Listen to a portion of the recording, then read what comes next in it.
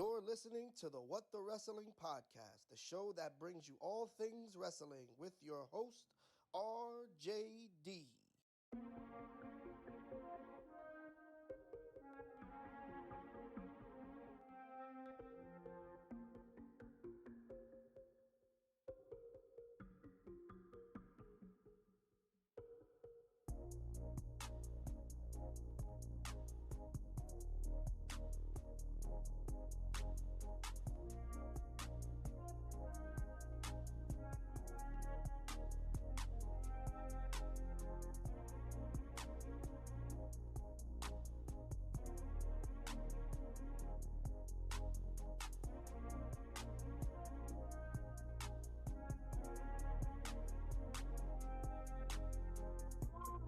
Oh, you already know what time it is. Perfect. Monday Night Raw. Coming to you live from Cleveland last night, and we are here to discuss what did or did not happen. And it was a rough one. Not gonna tell you. Perfect. Wrong bite. Nope. It was a rough one, but we will talk about it and we will discuss. But before we do, hit the like button. Follow me, RJD. Follow me, RJDTV2, for all you gamers out there on Twitch, and RJDTV on Facebook. Follow me at RJD199 on the Twitter. But most importantly, follow What the Wrestling on Facebook, YouTube, and TikTok. Let us not waste any more time. Let's keep the ball rolling. Let's go.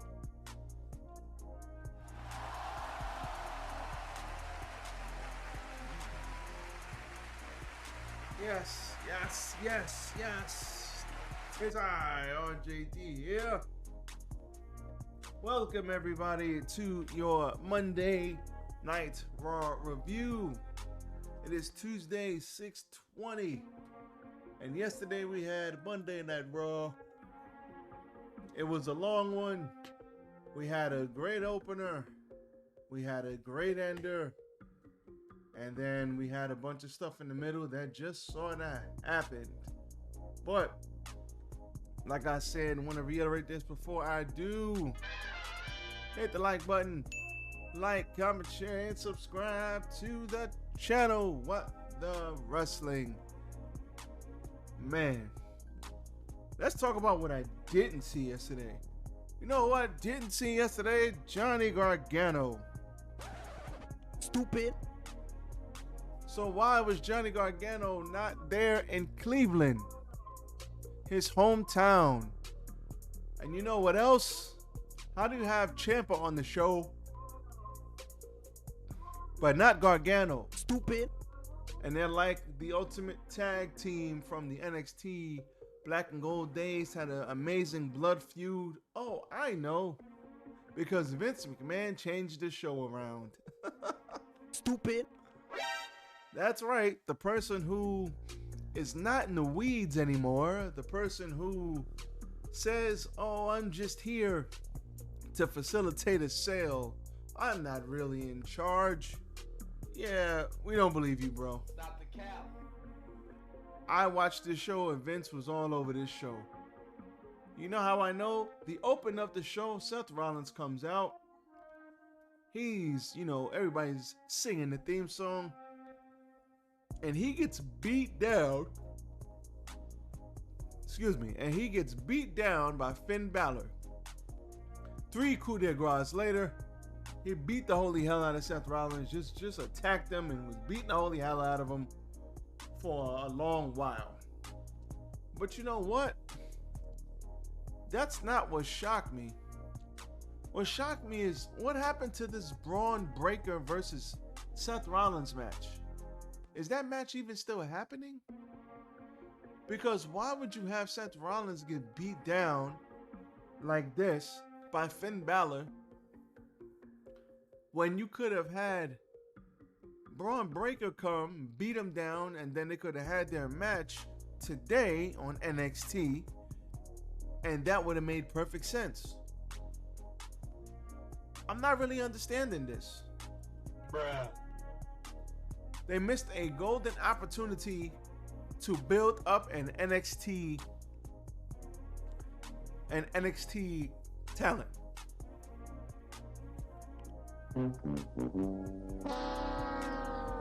Let's throw it back.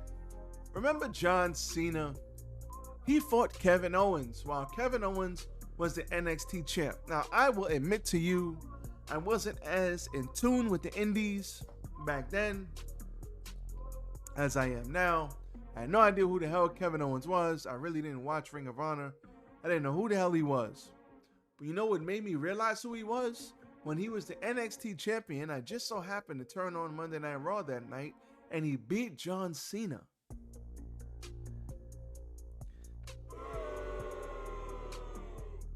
Now that's how you make a star, because that made me pay attention.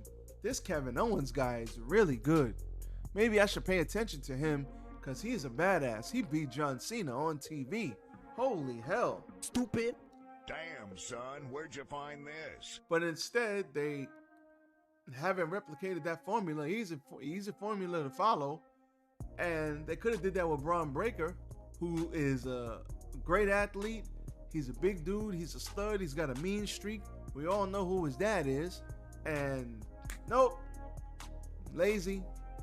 Let's just have Finn Balor go out there and beat him up to build to that match.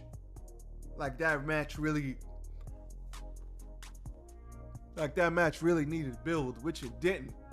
So I don't know why they didn't capitalize on that. That kind of sucked. We did have a Rhea Ripley beatdown of Natalya before their planned Night of Champions rematch could even begin. Ripley would deliver a message to the camera that says she's got the division on lock. We love Rhea Ripley. She's a badass. She has killed it. Absolutely killed it. And why is Rhea Ripley fighting Natalya again? Stupid. Makes no sense to me, but okay, whatever. But like I said, Seth Rollins got out there. He got beat up. Seth Rollins was walking backstage and he got beat up by Balor again. Later explaining that there was no open challenge because he wanted to be the man to take the belt off Rollins at Money in the Bank. Now listen, a normal person would go, perfect. Hey, he wants to be the one to beat him. But me, I'm like, Nope. should have been Braun Breaker because they could have had the open challenge tomorrow, which is today. If you really want to make NXT a third brand, oh wait, hold on. My bad. Stop it.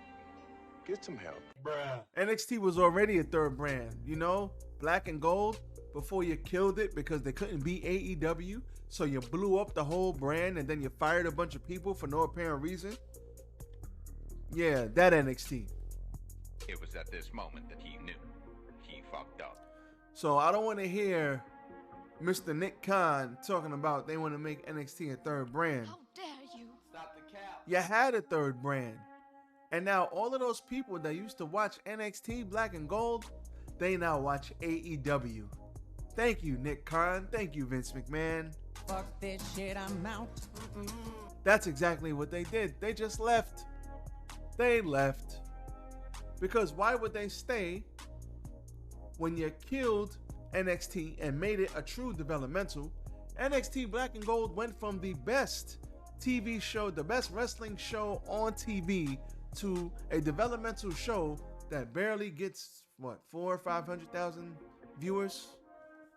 And because they went head to head with AEW, instead of just doing their own thing on the WWE network, making it dope as hell. Have you seen one of the old NXT takeovers? Just go watch it. Go pick one. Chicago, Brooklyn, Brooklyn 2, Brooklyn 3, Brooklyn 4, Portland. What was another one? Go pick one. Go pick one and watch it. NXT takeover. Not Stand and Deliver, not any of that other crap. NXT takeover, Black and Gold.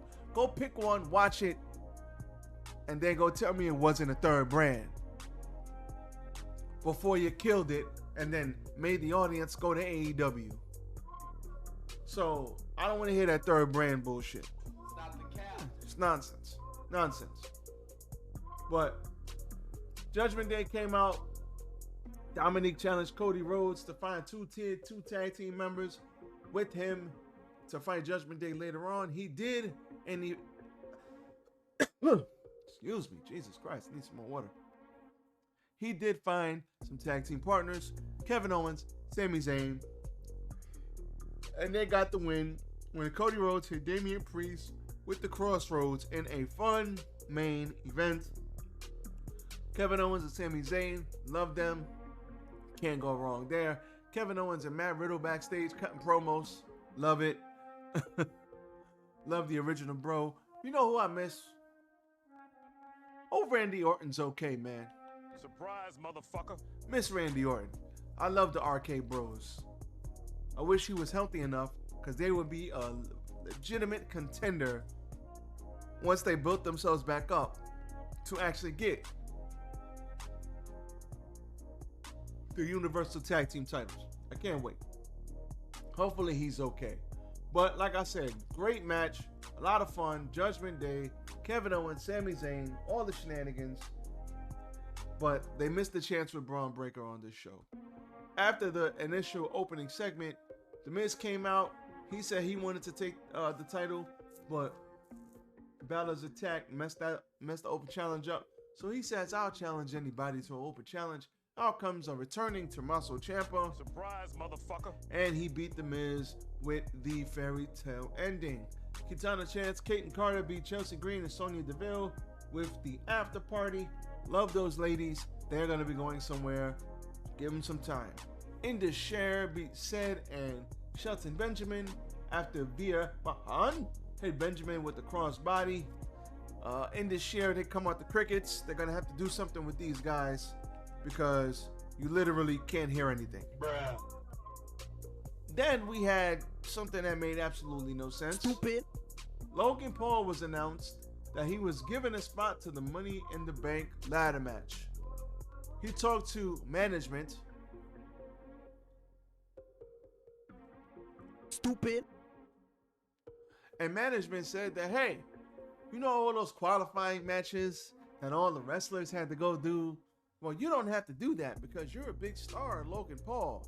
So even though everybody else had to do a qualifying match, you didn't have to. Nope. So now everybody who had to qualify for this match looks like a cornball. Because why would you have qualifying matches and then have some guy who just comes in, oh, I'm a big star, I don't need to do any of that. I just spoke to the guys and they gave me a match. What's the point of having matches? What are you telling your audience? The only person that is remotely looks good in this is LA Knight, because LA Knight is a savage on that microphone, and yeah, the people love him, but unfortunately, I am afraid for LA Knight. I know you're asking me, afraid for LA Knight? He's getting over. How dare you? Why would you be afraid for LA Knight if he's getting over? Because of Vince McMahon. And if you know how this company does things, if you get over on your own, they don't want to push you because they had nothing to do with it. Let's look at Daniel Bryan. Let's look at Otis.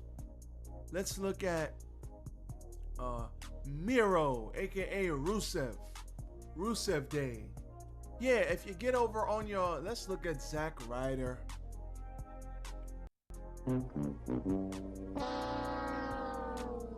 If you get over on your own and they didn't have anything to do with it, you just find a way to get yourself over. Do they push you to the moon? Shout out to Cameron Grimes. Hell no. They go and they humble you real quick because they want to be the reason you get over, not you getting yourself over. Unfortunately, this is how this company operates. They want you to.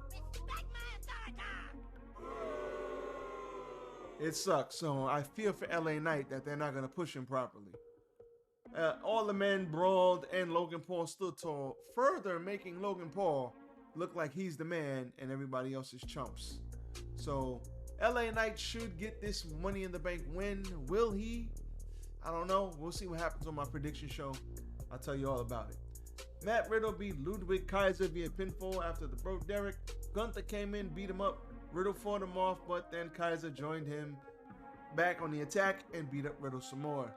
Viking Raiders beat Alpha Academy via pinfall due to a distraction. Money in the Bank qualifying match. Trish Stratus beat Raquel Rodriguez by DQ because Bailey came out. Bailey, my bad. Stupid. Because Becky Lynch came out, ran in. She meant to hit Zoe Stark, but she inadvertently hit Trish Stratus, leading to the DQ. And Raquel and Becky Lynch got mad at each other because she costed her a spot. And Bronson Reed beat Shinsuke with some Ricochet interference. They bumped into each other. Bronson Reed got the better of him and hit the tsunami. That is a very large man. Don't want him jumping onto me. So that was your Monday Night Raw, and it had some big changes. And I could see all the Vince McMahon changes. And you know what else I don't like? Why are all the matches so short? Remember that first and second and third and fourth show after Triple H took over, and we actually had 10 to 15 to 20 minute wrestling matches with talent that we haven't seen in a long time, getting to showcase how good they actually are? Well, yeah, that seems to have changed too, and it sucks. Stop it. Get some help. We had some good stuff, but we also had some bad stuff. Good beginning, good ending. The middle was a lot of fluff, but it is to be expected. Nope. So Seth Rollins, I think that match is called off between him and Braun Breaker. I hope it wasn't, but we'll see what happens with that. They're trying to make NXT a legit third brand. When I see it, I'll believe it, and I'll keep it at that. Other than that, that's all I got for you guys. I am out. Everybody be safe. Enjoy the evening. This is going up right now. Continue to hit the like button as always. And I'm gone. Peace.